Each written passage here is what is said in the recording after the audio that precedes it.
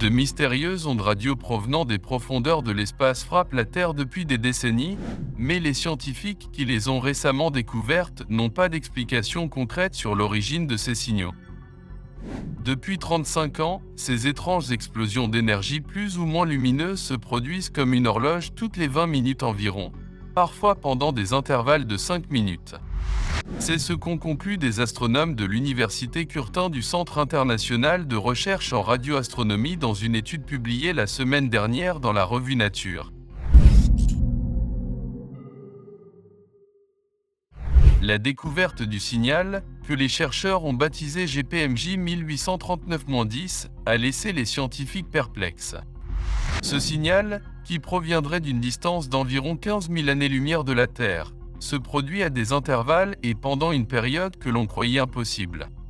Cet objet remarquable remet en question notre compréhension des étoiles à neutrons et des magnétars, qui comptent parmi les objets les plus exotiques et les plus extrêmes de l'univers, a déclaré l'auteur principal, le Dr Natasha Hurley-Walker, dans un communiqué publié sur le site web de l'ICRAR.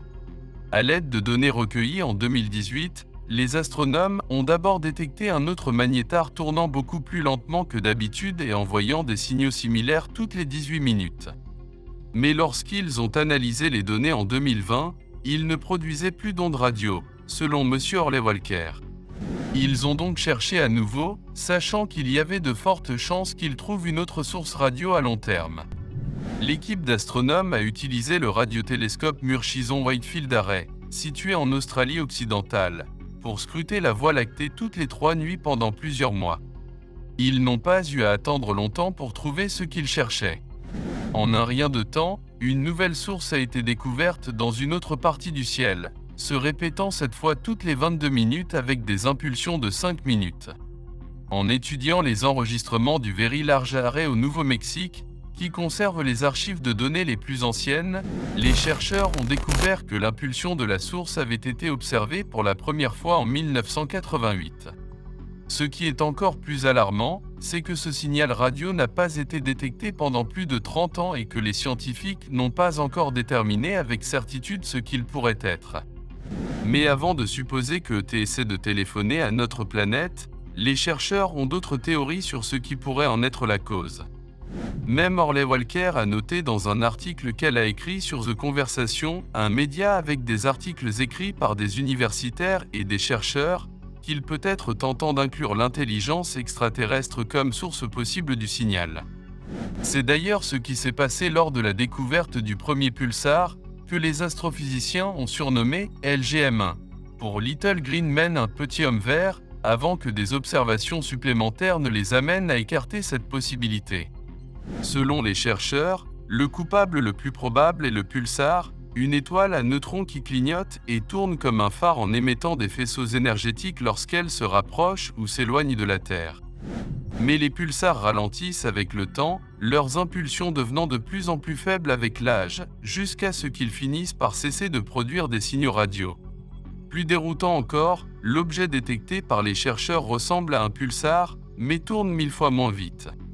Une autre explication avancée par les chercheurs est qu'il pourrait s'agir d'un magnétar à très longue période, un type rare d'étoile à neutrons doté de champs magnétiques extrêmement puissants et capable de produire de puissantes bouffées d'énergie. Mais jusqu'à récemment, tous les magnétars connus émettaient de l'énergie à des intervalles allant de quelques secondes à quelques minutes, bien plus souvent que les intervalles de 22 minutes pendant lesquels cet objet émet des ondes radio, selon l'étude. Les magnétars génèrent également des ondes radio pendant plusieurs mois avant de s'arrêter, et non pendant 35 ans et plus, selon les chercheurs. Les émissions radio devraient ralentir, mais comme le montrent les observations, ce n'est pas le cas. En fait, les chercheurs notent qu'il ne devrait pas être possible pour cet objet de produire des ondes radio. L'objet tourne si lentement qu'il se trouve en dessous de la ligne de mort, un seuil critique où le champ magnétique d'une étoile devient trop faible pour produire des émissions radio. Pour déterminer ce qui se cache derrière ces mystérieuses pulsations, les astronomes ont déclaré que des observations et des études supplémentaires étaient nécessaires.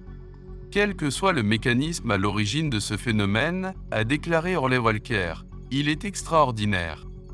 Récemment, des scientifiques impliqués dans la recherche de la vie extraterrestre ont détecté des signaux étranges provenant d'un objet situé au centre de notre galaxie. Les chercheurs pensent désormais que des extraterrestres intelligents pourraient se cacher au cœur de la Voie lactée. Le centre de la galaxie est un endroit très agité, rempli de toutes sortes d'étoiles et d'épais nuages de poussière et de gaz qui masquent une grande partie de ce qui s'y cache. Comme ces impulsions ont la capacité de se démarquer du bruit de fond radio de l'espace, elles sont susceptibles de constituer un moyen de communication efficace sur de si longues distances. C'est pourquoi les scientifiques les considèrent comme une bonne option à écouter lorsqu'ils partent à la recherche de civilisations extraterrestres. Les signaux émergents du centre de la Voie lactée ont retenu l'attention des chercheurs parce qu'ils sont denses en étoiles et en exoplanètes potentiellement habitables.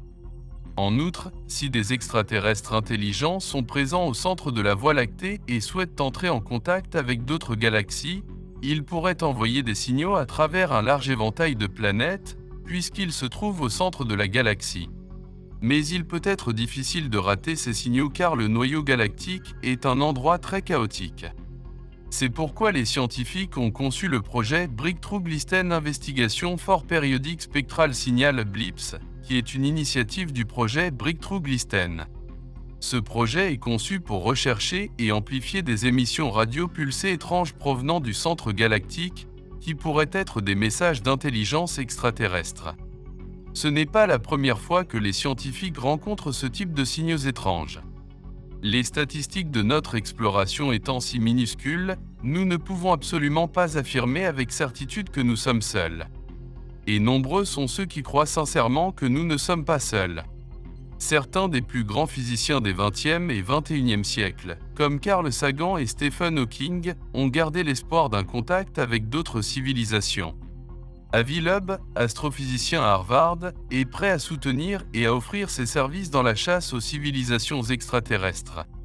Avec des physiciens renommés qui soutiennent l'étude et la recherche d'autres civilisations, nous ne sommes plus une société qui se moque des observations d'OVNI et d'UAP. Depuis le début de la société, les gens se demandent si nous sommes seuls dans l'univers ou s'il existe ailleurs une vie intelligente comme la nôtre. Des êtres qui vivent parmi les étoiles. À la fin du XXe siècle, les scientifiques ont convergé sur l'idée de base consistant à scruter le ciel et à écouter des modèles non aléatoires d'émissions électromagnétiques telles que des ondes radio ou télévisées, afin de détecter une autre civilisation possible quelque part dans l'univers. Avec tout ce qui se passe cette année, depuis l'abattage d'OVNI jusqu'à l'audition du Congrès sur les UAP, 2023 ressemble de plus en plus à l'année du contact, mais qu'en sais-je ?